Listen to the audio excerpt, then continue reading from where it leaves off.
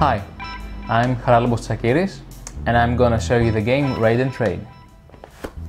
So here we have done the setup of the 9 tiles, and we have put this in random except this one, which is the centerpiece. And in the centerpiece we are going to randomly put 1 black market token. And the next step is to place the tiles of the houses, and it's good if we kind of mix them up because there are 3 kind of tiles: the green, the small one, the medium, the yellow, and the large, which is the red. And if we play a game of 4 players, we also fill these ones, and if we play a game of 5 players, we also fill these boxes with the number 5. And now this is the setup for 5 players. So we have covered all the empty grounds of the houses, and in the middle we have put the black market trader, and here we can put the outpost. So let's see how the game is played. So let's get Garcia, guard. So we have his figurine. And here are the things, Carter, not Garcia, Carter, what he can craft. So let me explain a bit about the this piece here. So everything that we do in the game, we pay action points. So every turn we begin with the 15 action points. Let me show you an example of movement in the board. So let's say we're here, where we begin our quests. In order to go to another tile, we pay 1 action point. But do you see here the kind of obstacle? It has around it a red line. So in order to go past it, we should pay 1 more. So let's say, for example, I want to go from here to here. I pay 1, 2, 3, 4. So that's it about the movements. And let's see how we can actually win the game. In order to win the game, we must have 2 things. The one thing is that from 15, we should have 20 action points in the last round that we play in order to win. But how we can do that? We can do that by adding some more stuff, which I'm going to explain later. And also, the second thing is we have 3 options. One option is to raise this meter here, this dial, in the highest number, which is 20. And as you can understand, we begin with 0. And also we have another option. This is the fame counter.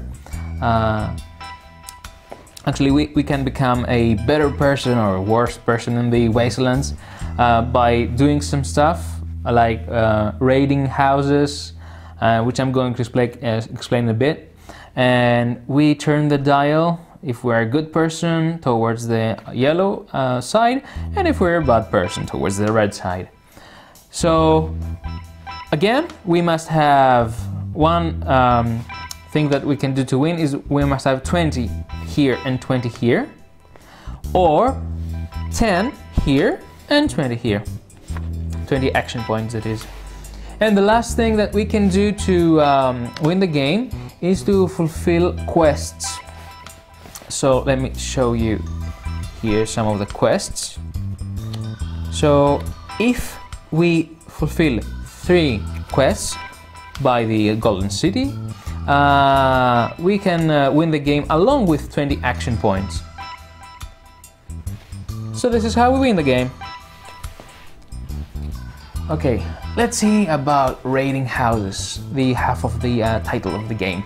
So in order to raid a house, let's say for example I begin here and I don't waste any action points in changing tiles because I have houses within my vicinity. So let's say here we can see this tile which has 10 action points.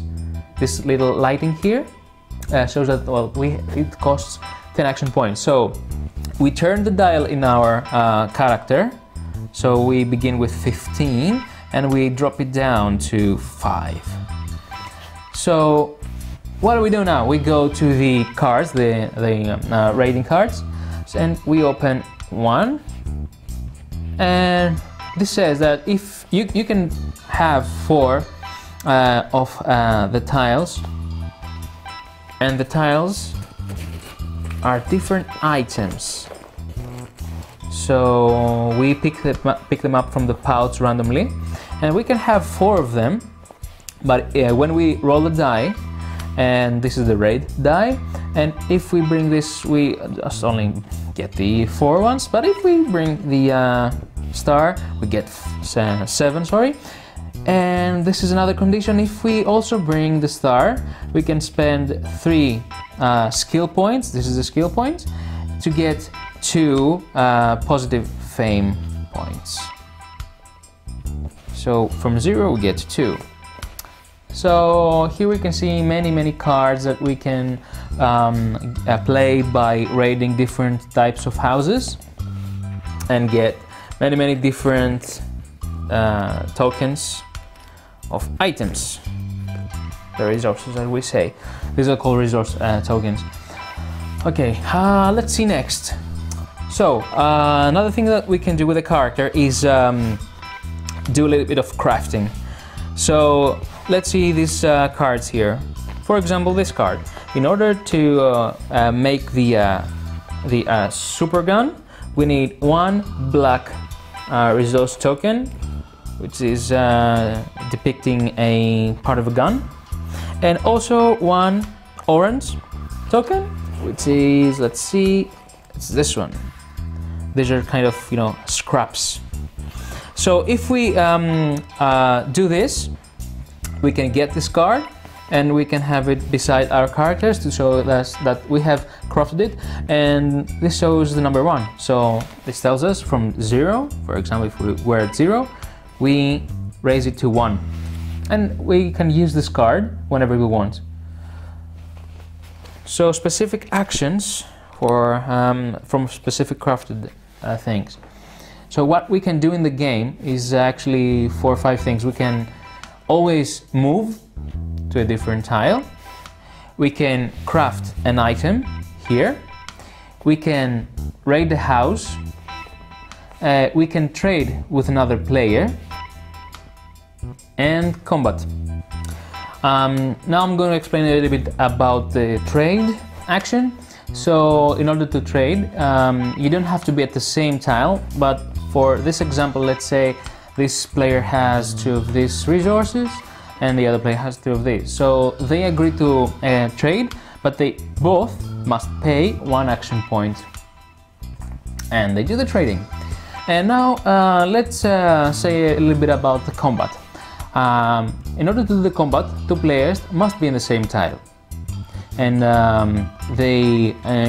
it depends on their status, if they have enough points, action points, to pay for the combat, because you have to pay 5 action points to do the combat, the attack actually, and to defend you must have 3 action points.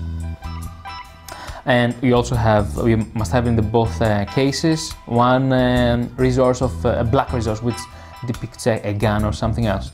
And if you do that, both of the players throw the combat die, and analogous in what the result is, you do the actions. And that's it about the actions. And I must remind you that in each turn, a player may choose to do 1 action and 1 movement. Keep in mind that all the characters are symmetric. That means that each character has its own ability, for example, ability to craft items, and also you can see here the special die that it has. And for example, here, if you get this in the die, it means auto win. This means successful hit, nothing happens. The last one is defend 1 hit. but the second to last is different for other players. For example, this says get 1 skill point, and on the Zoe character it tells steal 1 crafted item. So depending what you will bring in the die, you have different result every time. And let's see here, for the gray area is the defend and the white area is the attack. So it depends on whether you attack or defend. You use the die sides differently. And last but not least, we have 2 other different decks. So this deck is the incident deck, which means that every time a player changes the tile by his movement, another incident card shows up. And this player, if he's in the same, when he lands actually in the same tile, he can buy this card by paying these 2, and each card does a different thing. Let's see some other card. This one, and there are different abilities, and this gives a lot of taste because there are, each incident card shows a bit of a story. So each time it's a different story unfolding in the board game. But also we can have some global effect cards. So these global effect cards can be chosen by the player who has the least items in the previous round. So he starts first, and he takes 2, chooses 1, and then for example, he chose this one, and this action here is for all the players playing the board game this round. So every round it's a different card, and we can see some other cards here. Also, there's a bit of a story behind them, and each time in each round it's a different gameplay. And essentially we use this as a catch-up mechanism for the last player. We have a lot of replayability in the game. For example, here we have the board on the other side, so the tiles are double-sided. And for example, this is the Wasteland, and we have the Wasteland Black Market Trader, and we can play a little bit more difficult game this way. And also we have another module, it's another scenario actually, where we must reach the helipad. It's like a semi-co-op mode, where for example 5 players may begin the adventure, but only 3 can survive. But the players are fighting each other, so 1 may survive only. And we can play this with the Wasteland or the ruins of the city. And yes, this is Raid and Trade.